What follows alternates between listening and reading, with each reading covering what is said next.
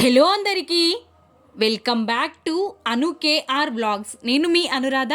ఈరోజటి recipe వచ్చేసి special recipe cauliflower fry.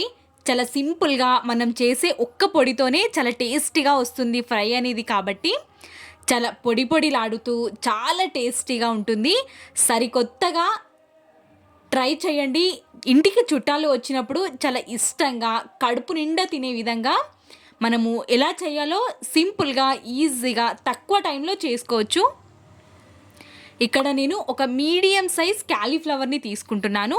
ఇది సుమారు 300 గ్రాముల వరకు ఉంటుంది. క్యాలీఫ్లవర్ అనేది చిన్న చిన్న ముక్కలుగా కట్ చేసుకొని తీసుకోవాలి. మరి పెద్దదిగా కాకుండా మరి చిన్నవిగా కాకుండా ఇలా నేను చూపిస్తున్న విధంగా ఉండాలి క్యాలీఫ్లవర్ ముక్కలు అనేవి. ఇలా కట్ చేసుకొని తీసుకున్న తర్వాత వీటిని పక్కనకి పెట్టుకొని ఇప్పుడు మనం స్టవ్ ఆన్ చేసుకొని స్టవ్ పైకి ఇలా ఒక గిన్నెని పెట్టేసుకొని 2 గ్లాసుల వరకు వాటర్, కొంచెం సాల్ట్, కొంచెం పసుపుని యాడ్ చేసేసుకొని వాటర్ని మరగనివ్వాలి. వాటర్ మరుగుతున్నప్పుడు మనం ముందుగా కట్ చేసి పెట్టుకున్న క్యాలీఫ్లవర్ ముక్కలన్నిటినీ ఇందులో యాడ్ చేసుకోవాలి. కొంచెం ఉడకడం స్టార్ట్ అవుతుంది అనుకున్నప్పుడు మనం క్యాలీఫ్లవర్ ముక్కలన్నిటినీ ఒక ప్లేట్లోకి తీసేసుకోవాలి. ఇప్పుడు ఒక కడాయి లాంటిది పెట్టేసుకొని స్టవ్ పైకి ఒక 3-4 టేబుల్ స్పూన్ వరకు ఆయిల్, జీలకర్ర, ఆవాలను యాడ్ చేసేసుకొని చటపటలు ఆడేంత వరకు వీటిని వేయించుకొని ఒక 2 పచ్చిమిర్చి, ఆనియన్ తరుగుని కూడా యాడ్ చేసేసుకొని వీటన్నిటినీ ఆనియన్స్ అనేవి గోల్డెన్ బ్రౌన్ కలర్ వచ్చేంత వరకు వేయించుకోవాలి. ఆనియన్స్ గోల్డెన్ బ్రౌన్ కలర్ వచ్చిన తర్వాత ఇందులోకి కొంచెం పసుపుని కూడా యాడ్ చేసేసుకొని మొత్తం మిక్స్ అయ్యే విధంగా ఒక్కసారి కలిపేసుకొని ఇప్పుడు ఇందులోకి ఒక రెబ్బ కరివేపాకుని యాడ్ చేసేసుకొని కరివేపాకు కూడా ఫ్రై అవ్వనివ్వాలి.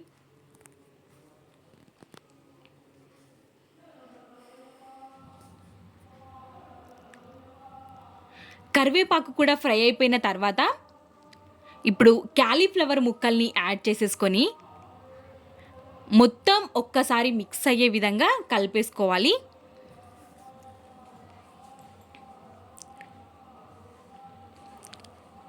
కలిపేసుకున్న తర్వాత మూతని పెట్టుకొని మీడియం టు లో ఫ్లేమ్ పైన వీటిని కుక్ చేసుకోవాలి. అప్పటి వరకు మనం పొడిని ప్రిపేర్ చేసుకుందాం.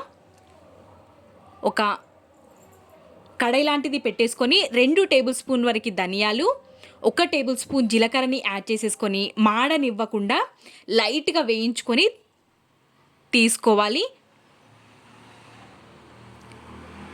మనకి ఈ పొడితోనే ఫ్లేవర్ అనేది యాడ్ అవుతుంది కాబట్టి మాడనివ్వకుండా పక్కకి తీసేసుకొని అదే గిన్నెలోకి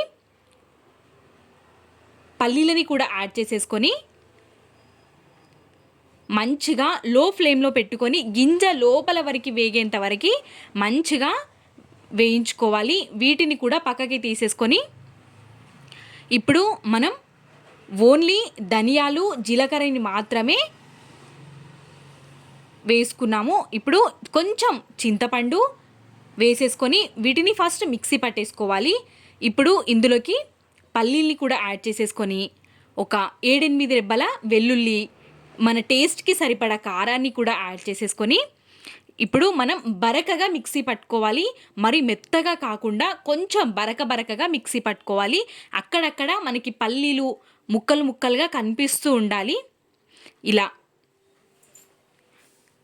పక్కకు పెట్టేసుకొని ఇప్పుడు మనం క్యాలీఫ్లవర్ ఉడికిందో లేదో చూద్దాం.